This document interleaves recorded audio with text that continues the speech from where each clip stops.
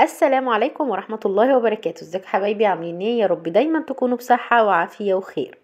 زي ما انتوا شايفين كده. جيلي ده ولا مهلبية؟ هنعرف دلوقتي في الفيديو. المهم يعني بمناسبة ان الدهب غالي فقلنا نعمل لكم صابون بدون الدهب. اه والله ده صابون. الصابون ده انا عملته ونزلته كذا فيديو يعني على القناة. بس جايه لكم بقى بوصفة. يعني عايزه اقولك موفره جدا. ما بتحطيش فيها صودا كاويه. ما بتستخدميش فيها بقى لا فورمالين ولا كل الحاجات اللي بنسمع عنها دي. شويه زيت عملنا بيهم صابون صلب مع طبعا البوتاص. بنسيبه شويه كده بتاع قيمه 40 يوم لحد ما بيتظبط معانا والصودا الكاويه بتروح منه. بعد كده بنيجي بشرينه وحاطين عليه شويه ميه سخنين. حاطين عليه معلقتين سكر معلقه ملح وبيطلع بالنتيجه المبهره اللي انت شايفاها دي. ده صابون موفر جدا ومن غير حلفان. ان انا بستخدم الصابون ده اديلي فتره. انا ما بشتريش صابون سايل من بره. يعني بمجرد ما عملت الصابون الصلب وابتديت ان انا اعمل منه او اصنع منه الصابون السايل، خلاص انا ما بشتريش. كان في حد قال لي ان انا جربت صابون البرتقال وطلع مش حلو. طلع مدهن. انا كنت ذكرت قبل كده في فيديو من الفيديوهات اللي انا كنت عاملاها ان عيب الصابون السائل اللي انا عملته انه فيه تدهنينه كده. فكان ليه بقى؟ لان انا لا ضفت معاه اي سائل مواعين من بره ولا كمان ضفت اي حاجه. لا برسيل جل بقى ولا الحاجات دي. هنا بقى حطيت 2 اوكسي او ليدر، مش فاكره هو كان اوكسي ولا ليدر عشان انا مبستخدمش طبعا البرسيل ولا البتاع. شايفين لونه عامل ازاي؟ ما شاء الله.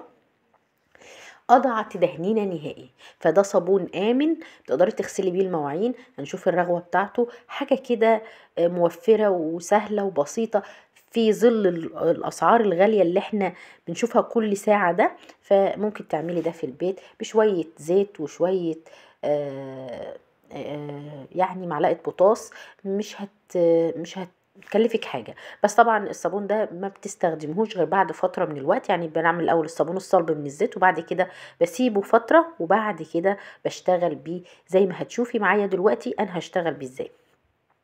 الصابون الصلب انا كنت عاملاه لكم على القناه وقلت لكم ان مقاديره زي ما انت شايفه كده. انا ببشر الصابون. ولو عايزه احط لك لينك الصابون الصلب اللي انا عملته اول مره على القناه انزله لك. كانت نتيجته ناجحه جدا. ولحد دلوقتي انا بعمل منه صابون سائل. هنا جبت قطعتين من الصابون الصلب وبشرتهم زي ما انت شايفه كده. نزلت عليهم بكاتل ميه سخنه. بس بنزل الميه بالتدريج. لازم الصابون ده يعمل معايا عجينه لزجه كده عشان تطلعي بالنتيجه اللي انت شفتيها دي. لاني مش هكدب عليكي، انا عملته قبل كده ويعني بقت كريمه كده في حطتان الميه. فسال مني وبقت الدنيا بايظه وما جابش معايا اللزوجه اللي انا محتاجاها. هنا بقى لا هضيف لا نشا ولا هضيف اي حاجه عشان الصابون يبقى باللزاجه دي المهم او باللزوجه دي. اهم حاجه انك انت تضيفي الميه بالتدريج عشان خاطر ما يسيلش منك. يعني ما يسيبش، فاهمه؟ فلازم تبقى عجينه وتضيفي لها كل شويه بمقدار. انا مش هقولك انا عملت بمقادير. انا جبت حتتين صابون من الصابون اللي انا كنت عاملاه. بشرته زي ما انت شايفه كده. بقيت اضيف عليه ميه سخنه بالتدريج لحد ما حسيت ان هو بقى. انت الاول بتضيفي حوالي لتر ميه سخن بالتدريج برضو لحد ما بتلاقيه فك معاكي بسيط كده. بعد كده بتروحي ضايفه لتر ميه ساقع. بتفضلي تحطي كده وبعد كده بنضيف الملح والسكر نفضل ندوب بقى براحتنا. اهم حاجه في الصابون السائل او اي صابون عموما الضرب. انك انت تضربي الصابون كويس او تلفيه او تقلبيه يعني. هنا ضفت معلقه السكر ومعلقه الملح. ضفت معلقتين سكر ومعلقه ملح واحده. طيب لو انت ضفت شوفي بقى ابتدى يتقل معايا ازاي بمجرد ما ضفت الملح. طبعا احنا عارفين ان السكر مسؤول عن الرغوه والملح مسؤول عن اللي هو ايه. مش اللزوجه بقى. عارفين ان هو تصليب الصابون. فطبعا انا عايزه اعمل صابون سائل فمش محتاجه تصليبه. فبالتالي انا محتاجه لزوجه او ان هو يبقى. المهم ان الكلام بيتوه مني. فاهم حاجه يعني ان هو يبقى تقيل كده. هو بيتقل الصابون يعني. فهنا ضفت بقى 2 اوكسي جل. ده بقى اللي هو هيعزز معايا الرغوه وهيشيل معايا تدهنينه. انا قلت لك العيب اللي قابلني في الصابون الاولاني ان انا ما كنتش ضايفه اي مواد من بره، عشان كده كان بيدهن معايا، بس كان كويس والله وكملت بيه والدنيا كانت تمام. هنا بقى ضفت لون. اللون اللي انت شايفاه ده انا جبته من عند العطار، وانا بقى مش عارفه لون طعام ولا لون ايه، بس انا ما بستخدموش غير في الصابون يعني. فجاب اللون معايا زي ما انت شايفه كده. عايزه تضيفي حبه ميه بسيطه كده وتضيفي عليها اللون وتدوبيه وتشوفي دنيتك براحتك. بس والله من اسهل ما يمكن، يعني من اسهل حاجه ممكن تعمليها الصابون السائل ده، انا مبسوطه بيه جدا. وبقول بقى للي قالت لي ان صابون البرتقال ما كانش كويس، انا قلت لك ان انا نتيجته هو ما كانش مش كويس، هو كان حلو وكل حاجه، بس التدهنينه اللي فيه انا قلت لك سببها ايه، ان انا ما ضفتش اي حاجه من بره. عندك صابون من بره، صابون نضيف، ضيفي كوبايه على الصابون بتاعك. عندك برسيل، انا بصراحه ضفت اوكسي جل فعمل معايا، وهتضيفي اوكسي باودر او اي مسحوق باودر، لانه هيعمل معاكي عجينه، مش هيبقى سايل زي ما انت شايفه كده. فلا ضيفي اللي هو الجل، هيطلع معاكي بنتيجه حلوه قوي. وطبعا الكيس الجل ب2 جنيه، يعني مش هتزودي. عندك انت بقى صابون نضيف يعني وعايزه تعملي كميه، ضيفي كوبايه هيمنع معاكي الدهنينه دي خالص. وانا عدته تاني في القناه عشان انا كنت قايله لكم ان انا ما ضفتش اللون قبل كده معاكم، فانا ضفت اللون معاكم دلوقتي، وشايفه طالع ما شاء الله عامل زي لون الشمس كده وما بتطلع، ما شاء الله والله حلو. انا فرحانه بيه ومبسوطه بيه جدا، لانه هو موفر قوي. يعني انت حاجه بتصنعيها من بيتك من حاجه ملهاش اي لازمه. هنا بقى ضفت لون تاني لما انا كده بيته، يعني قعدته ليله فحسيت اللون فتح، فرحت ضايفه لون تاني عشان اتقل اللون شويه، لان كنت حابه ان اللون يبقى تقيل. هنا كان بايت ليله، يعني انا عملته بالليل وسبته طول الليل، وصبحت بقى على ما قمت من النوم عملته كده، لقيته ما شاء الله بيتقل معايا والدنيا حلوه قوي.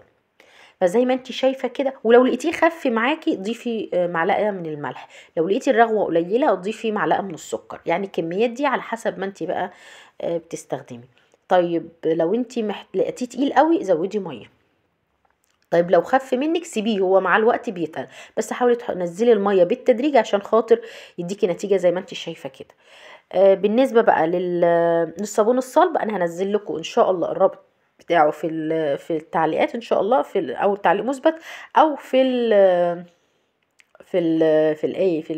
الوصف ان شاء الله، عشان خاطر اللي ما اتفرجش عليه يتفرج، او هنزله لكم في اخر الشاشه باذن الله على ما اشوف ان شاء الله دنيتي هتبقى عامله ازاي. بس المهم ان انا هديكم يعني طريقه الصابون الصلب سهله جدا. والله يا جماعه اعملوا صابون صلب كتير في البيت، اما بيقعد بيبقى فيه خير. يعني طبعا احنا الزيت بنستخدمه فبنرميه، فبلاش ترميه واستخدميه. هات كيلو اللتر الزيت بتستخدمي له مقدار مج كبير من الصودا الكاوية اللي هو البوتاس. البوتاس بنجيبه من عند مين؟ من عند الراجل بتاع المنظفات، بتقولي له انا عايزه بوتاس او صودا كاوية هيديكي، وانتي لو قلتي له على المقادير هيديكي يعني. فانتي لتر الصابون، لتر الزيت بياخد مج من الصابون السائل، من الصابون السائل بياخد مج من البوتاس. بعد كده بقى بتضيفي جليسرين، معلقه جليسرين، معلقه خل، بتضيفي كمان معلقه ملح، معلقه سكر، بس يا ريت تدوبيهم مع بعض في الاول. وبعد كده انا الكلام اللي انا بقوله لك ده بتاع الصابون الصلب. بعد كده بقى بتضيفي مع كوبايه صابون او برسيل عشان يعني يعمل ريحه حلوه. وبتسيبيه لما بيتصلب معاكي، يعني بتدوبيه، بتفضلي تضربي فيه لحد ما يبتدي يتقل معاكي زي العجينه كده. تروحي صباه في اي حاجه وبتسيبيه لحد ما بيتصلب. قبل ما يتصلب بشويه، بمجرد ما تحطي ايدك عليه وتحسي انه خلاص هيتصلب كده، بتروحي مقطعاه. طب هتصبيه في قوالب عادي، سيبيه بقى براحته، ما هيحتاجش تقطيع يعني. الطريقه دي انا حطاها، والطريقه دي انا حطاه لك في القوالب، وحطاه لك لما بتحاولي تقطعيه كده. فلا القناه هتلاقي فيها فيديوهات حلوه عن الصابون، بس اكتر نتيجه وصلت لها وعجباني هو نتيجه الصابون السائل النهائي الاخراني ده. وان شاء الله باذن الله في وصفات، بس دي موفره يعني، دي ما فيهاش اي حاجه من بره. هنا بوريكي ان انا استخدمته، هتشوفي الرغوه دلوقتي معانا دعكت بيه مواعين. يعني ده الحاجات اللي انا كنت آه يعني ممكن احط فيها المعلقه، ممكن احط فيها المضرب. فانا بوريكي دلوقتي الرغوه بتاعته حلوه قوي، وده كان لسه يعتبر معمول، فلما بيقعد لا الدنيا بتبقى حلوه معاه وهيعجبك ان شاء الله. لو كنتِ بقى وصلتِ معايا لحد هنا ما تنسيش اللايك والشير وتفعيل الجرس لمحبتنا في أكلتنا، واشوفكم في فيديوهات تاني أجمل وأحسن بإذن الله. ولو أنتِ عندِك أي كومنت على الفيديو أنا عادي، ما يعني ادينا بنتشاور ونتحاور مع بعضينا. أشوفكم على خير في فيديوهات تانية أجمل وأحسن، مع السلامة.